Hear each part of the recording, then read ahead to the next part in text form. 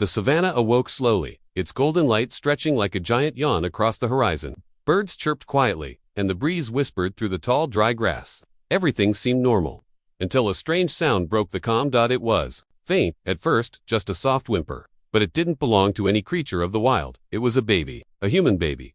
Barely a few months old, he lay wrapped in a torn blanket at the edge of a dried-out creek bed.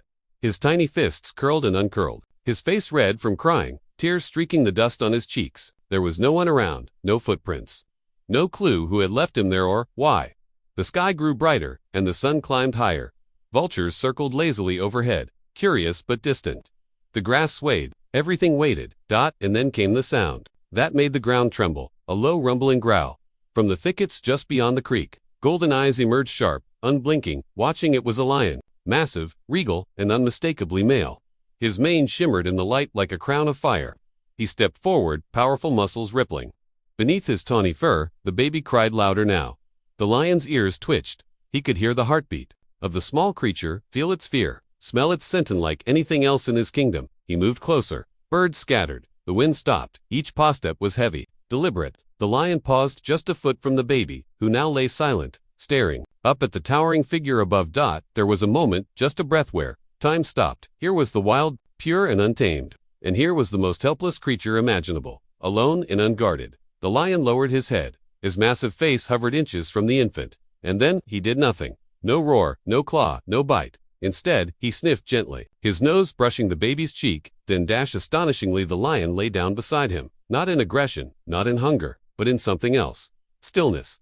Protection. The lion curled his body around the child, shielding him from the rising sun. One giant paw rested gently in front of the baby, like a wall against danger, and the baby stopped crying. He reached out, tiny fingers brushing against the lion's thick mane. Something unspoken passed between them. Something primal, timeless. The king of the savannah had chosen not to kill, but to care. Hours passed. The sun was now high overhead, casting short shadows across the parched earth. The lion still hadn't moved. He lay protectively beside the baby, eyes half closed, but alert to every rustle in the grass.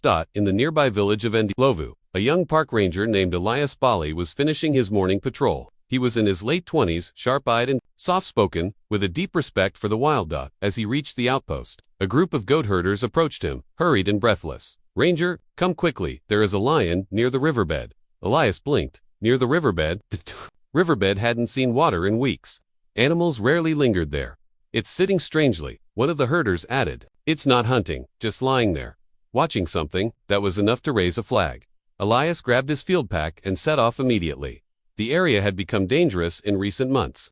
Lions had grown bolder, entering village boundaries. If this lion was behaving oddly, something was wrong. He moved swiftly, cutting through the grasslands with his binoculars slung across his chest and his tranquilizer rifle strapped to his back. But as he neared the riverbed, he paused. The wind shifted, and with it, the sound, crying, faint but unmistakable. A baby. He pushed forward. Then, through the brush he saw it, and everything inside him froze. There it was, the lion, a full-grown male, not pacing, not stalking, but lying curled around something, or someone. Elias raised his binoculars and what he saw nearly made him drop them. A baby, a human child, resting against the lion's thick body like a etza, was the most natural thing in the world. He couldn't believe it. What kind of madness was this? Elias crouched low, heart pounding. He knew lions. He respected them, but he also knew how quickly things could turn.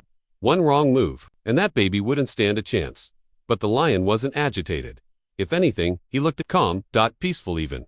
Elias pulled out his radio but hesitated. If he called for backup, they'd bring guns. They wouldn't understand this. They'd panic, and the last thing he wanted was violence.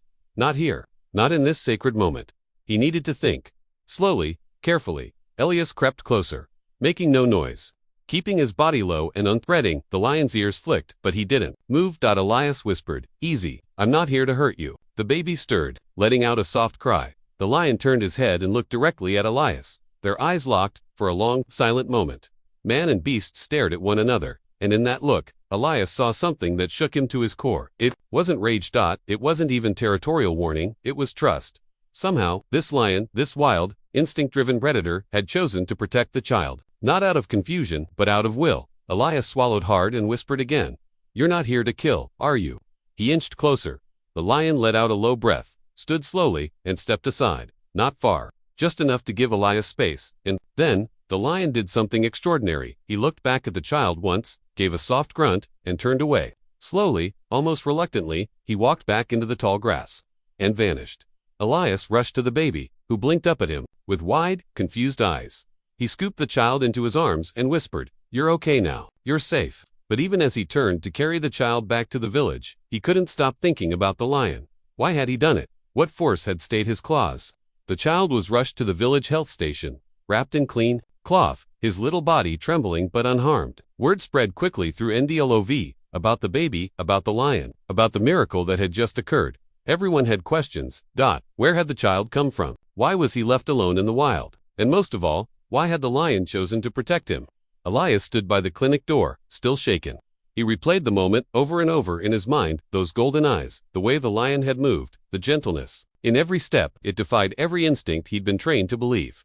3 hours later, a woman arrived at the village outpost, her hair wild, her face streaked with tears. Her name was Amara, a traveler from a village far north. Her jeep had broken down the day before, and in a moment of panic and exhaustion, she had wandered off to find help, leaving her infant son hidden under a cloth beside the creek, thinking she'd only be gone a few minutes. But the heat, the terrain, she'd become lost. She had walked all night to find help. When Elias brought her to the child, her knees buckled and she fell to the floor, sobbing. She clutched the baby to her chest as if she'd never let go again. "I thought he was gone," she whispered. "I thought the wild would swallow him." Elias knelt beside her. It didn't. Something watched over him. Amara blinked at him. "The lion," he nodded. She shook her head in disbelief, then looked down at her son, who reached up and gripped her finger. Why would a lion protect a child? Elias didn't answer at first. Then he looked out the window, toward the wilderness. "Maybe," he said slowly, "the wild isn't always what we think it is. Maybe sometimes it remembers kindness." The story made headlines across the region. Lion saves human baby. Read 1. King of the Savannah turns guardian. Photos spread of Elias holding the child, of the mother reunited with her son, and of the dry riverbed where it had all happened. But for Elias, the story didn't end there. A week after the incident, something drew him back to the spot. He returned alone, walking quietly under the early morning sun. The earth still bore traces of the lion's heavy paws, of where the baby had once lain. He crouched and ran his hand over the dirt, and then he heard it, a low, rumbling breath behind him. Elias turned slowly. The lion had returned, standing at the edge of the grass. Not advancing, not afraid. Just watching. Elias didn't reach for his rifle. Instead, he bowed his head deeply, respectfully. The lion gave a soft grunt, almost like acknowledgement, then turned and began to walk away.